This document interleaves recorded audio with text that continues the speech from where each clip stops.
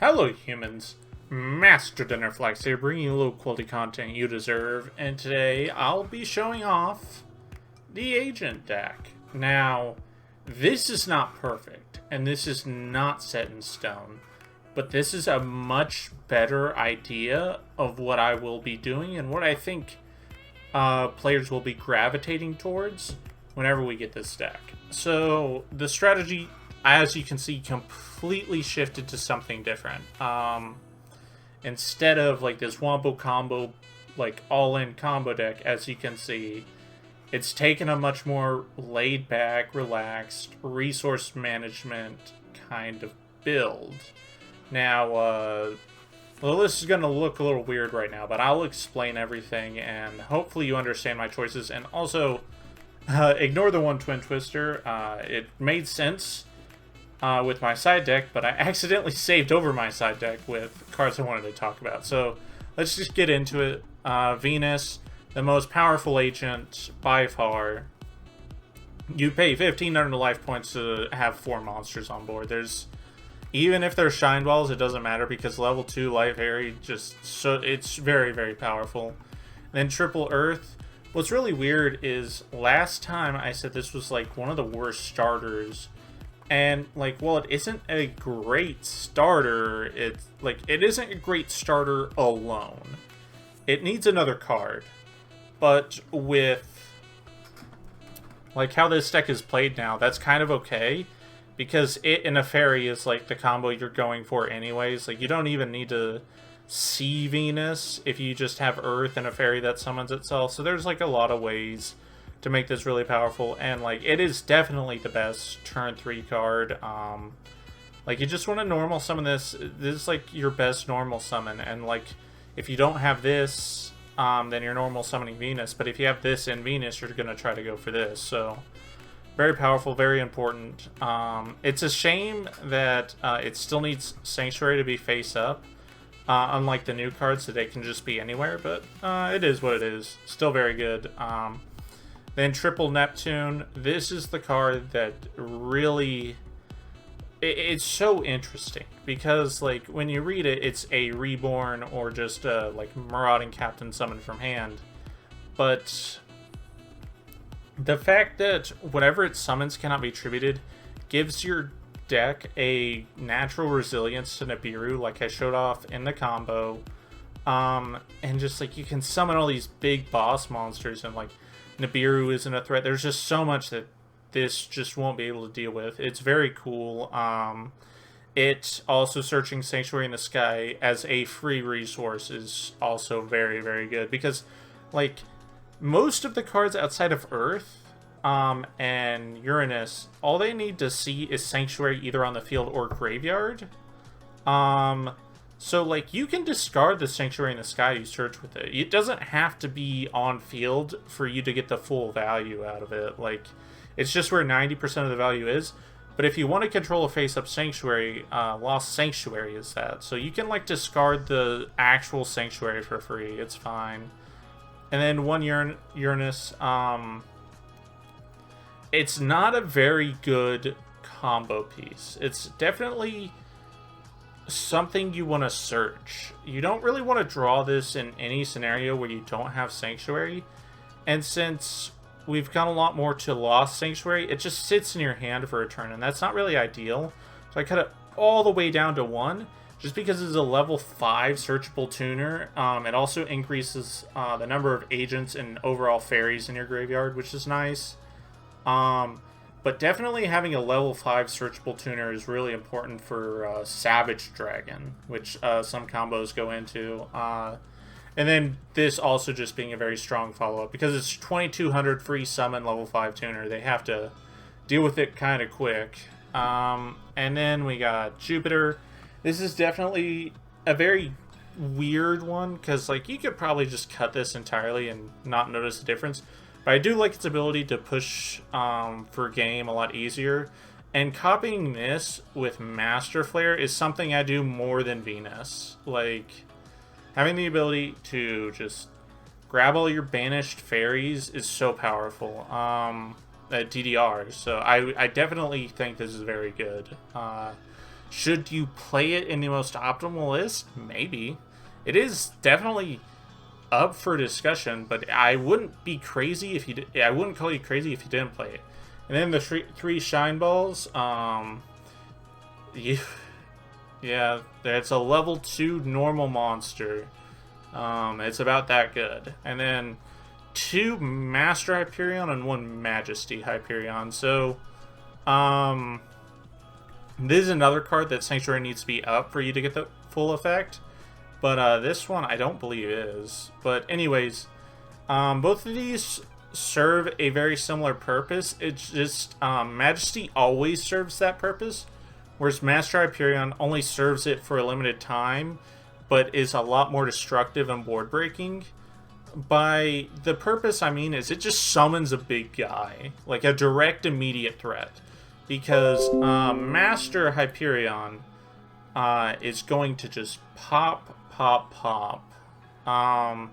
They have to deal with it, otherwise they're going to lose so much of their board. It's like 27 as well, so like the earlier they deal with it, the better.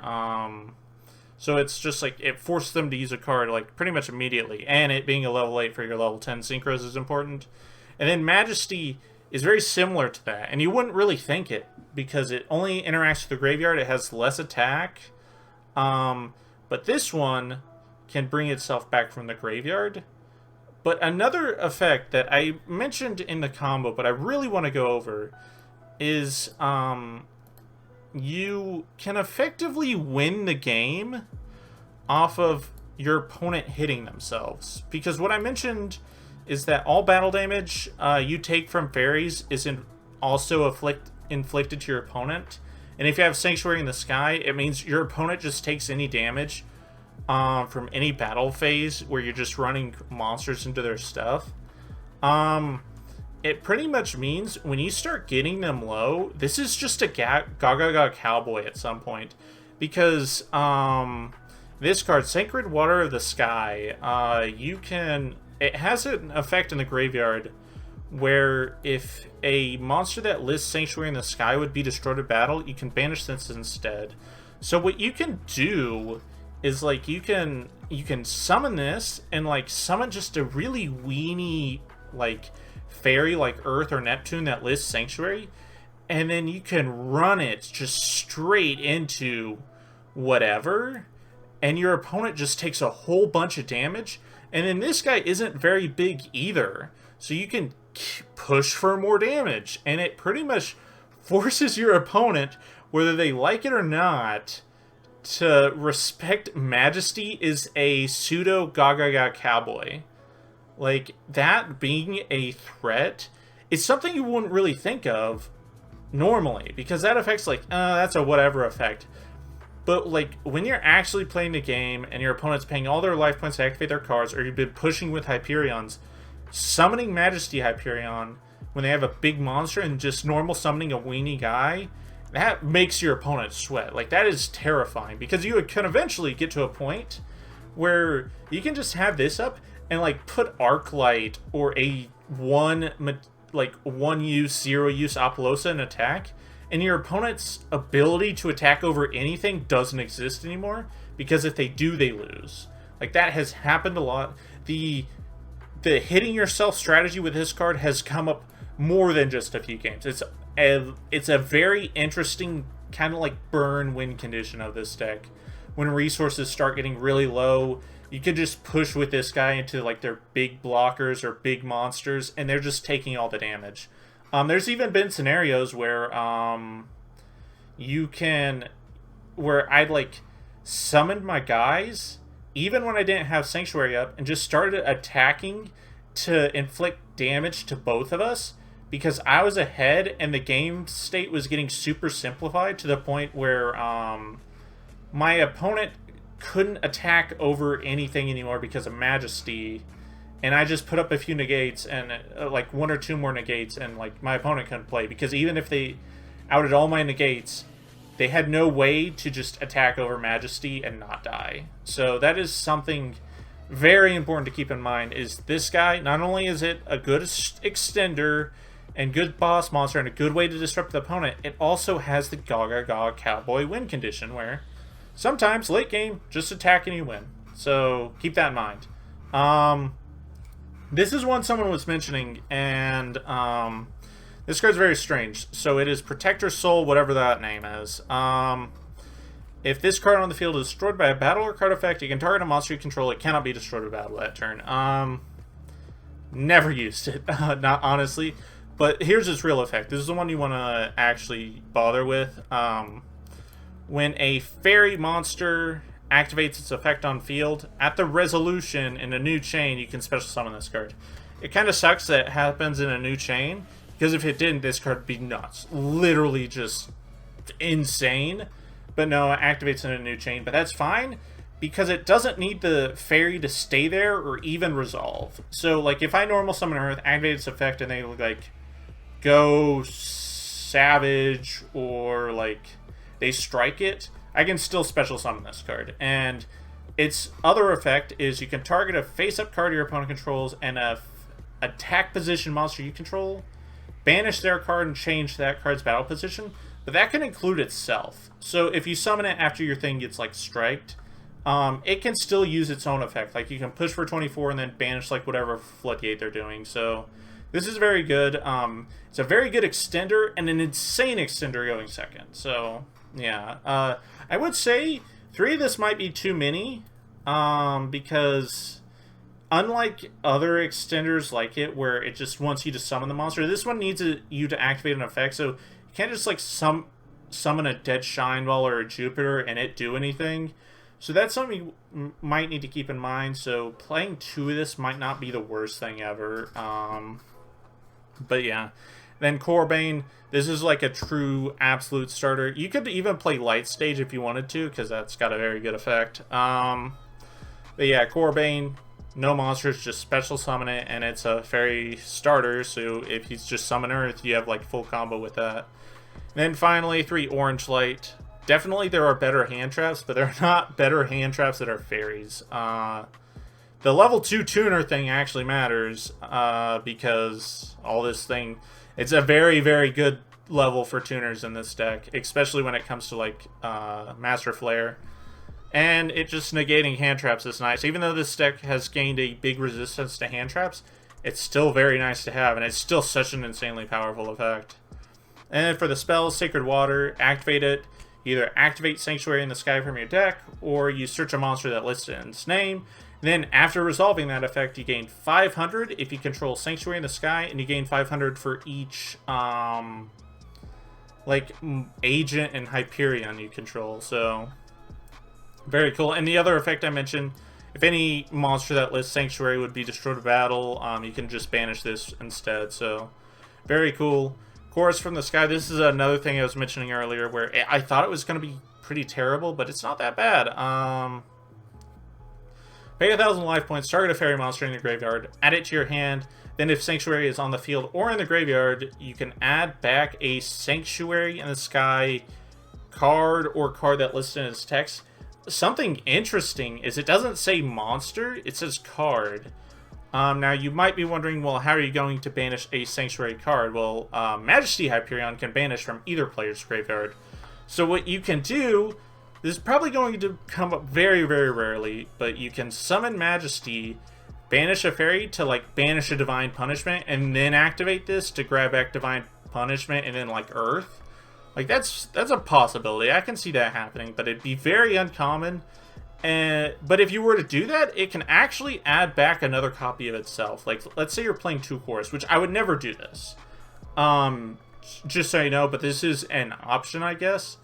You can activate this after banishing 1 copy with Majesty, add back the second copy to your hand, and then an Earth.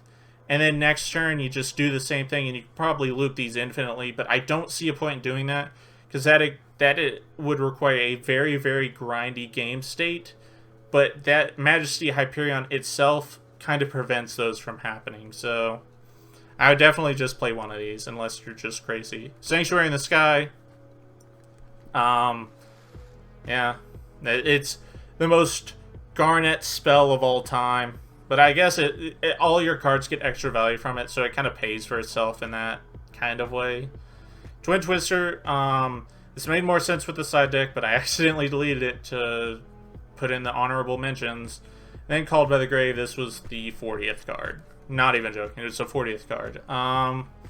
Then Lost Sanctuary, when it's activated, set any Sanctuary in the sky or spell a trap that lists it. You can banish it. You can banish a fairy from your graveyard, target an effect monster your opponent controls, negate its effects until the end of the turn. And then it's Sanctuary in the sky while it's on the field. Or in the graveyard, which is actually kind of cool. What's interesting is nothing prevents it from setting itself. I don't know if that'll ever come up, but that's something to keep in mind. So 3 Lost Sanctuary, kind of like the new way to play this deck. 1 Divine Punishment is probably the worst thing to set with Lost Sanctuary unless you're going against a trap deck. But Divine Punishment is actually really nice to search with Parshath if you've already got Lost Sanctuary, because then it's like, once you activate Lost Sanctuary, you have just a free Infernity Barrier to go with your monster negation to go with your board. So that's pretty cool. And finally, 3 Impermanence, just generic card. I wanted a little bit more hand traps, so I added 3 Imperm. For the honorable mentions, there's a lot of cards you can play in here. There's a lot I've been thinking of, a lot of different cards I want to try, or cards I have tried, I should say. And they're all like good. They're probably all interchangeable in some sense, but I just want to go over them and why I don't have them in this deck list specifically. Diviner of the Heralds. So this card is very strong, but this deck kind of has an issue where it has too many normal summons, because Venus is a normal summon, Earth is a normal summon. This has to be normal summon. It doesn't get its effect any other way. Jupiter's a normal summon, and the only way to not normal summon these is with Neptune. And Sacred Water pretty much only searches a normal summon most of the time, outside of sometimes searching Hyperion or Uranus. So these are all normal summons. And then just adding 3 more Diviner to that mix kind of makes a really bad issue of where you just have a bunch of normal summon starters and not a lot of anything else. Not great. Even though this is like a starter and a tuner, which is what you really want, it's kind of tricky to be okay with it. It is very awkward. I will say, you don't need to play Bhutan, really, for Diviner to be a 1-card starter, because the combo just changes a little bit, but, yeah, it not only is Diviner just more normal summons, but you also have to play Trias, which, Trias is only okay to draw if your opponent has Imperm or Valor. Any other time, this card doesn't really accomplish much of anything outside of just Tributing Diviner, but this is a very, very fragile normal summon, where some of these others are not as hand trap-eaty as this card is. Then Chaos Valkyria. One thing I wanted to mention with this card, this is a good extender, but you need to start playing for it to be an extender. But Chaos Valkyria, when it's banished, you can send a light or dark monster from your deck to the graveyard, but you cannot activate cards with its name's effects for the rest of the turn. This is important because this card, to summon itself from the graveyard, is not an effect. That is a summoning condition. So if you banish Valkyria and send this, you can still summon this from the graveyard. You can't activate its effects, but it is still a monster that you can summon, which is why I was really interested in this card. It might still be good in the deck, but I didn't like that you kind of had to get your engine going, and it contributed to some of the worst hands in the deck. Scythe, because Dagda, but I don't really think you should bother with this. This is like way too try hard, and it pretty much never resolves, honestly. Then DD Sprite, this is a similar thing to like Valkyria, where it's only really good if you're already playing, and it's like a tuner for fiber stuff, but it's still not very good. Then for the spell mentions, or talents and prosperity, honestly might just go in this deck, because there's like, I can think of 3 off the top of my head immediately, extra deck monsters that you just almost never use. It's like Lina, Dagda, and then the 5th synchro, I put Baroness for the meme in here, but it could actually, like, these 3 slots are definitely rarely ever used, if ever. So that's like an easy prosperity thing. And it also just lets you see the cards you want to see quicker. And this deck also doesn't have any draw effects, so you can play prosperity and not even notice. Then for the extra deck, this is where it gets very important, and all these choices I very specifically made, including some based on people's advice. So Arclight, Pluto, Savage, and Flare Hyperion I make almost all the time. The one I make the least is actually Savage Dragon. It only comes up with Uranus, and it's just an Omni-Negate. But a lot of the times, if you can make an Omni-Negate, it's usually Arclight, because Arclight gives you like a lot of resistance to Droplet. So that's why I like that card a lot. But these 4 synchros I make all the time. And then I couldn't think of like a 5th synchro to put in here. It could be a level 7, like Black Rose or the Formula guy. But Baroness also works. I don't know when we're getting the agents. I assume it's going to be in a reprint set we'll eventually get. But we might have these at the same time. If not, who knows. But it could definitely be a level 7 synchros or just another link you want to play. Because this 5th synchro slot, I actually just couldn't think of anything. And then 2 Moon. I make 2 Moon all the time. I've never needed to make a 3rd one because you can usually summon back these over time, but definitely play more than 1 Moon. It's an agent, just very, very strong. And then Parshath, need it for the combos. Apollosa I make all the time. It's a fairy, so it gets a bunch of... It actually supports a bunch of what you're doing. Like, if you negate, you could summon this. So this is actually very good, based on it being a fairy.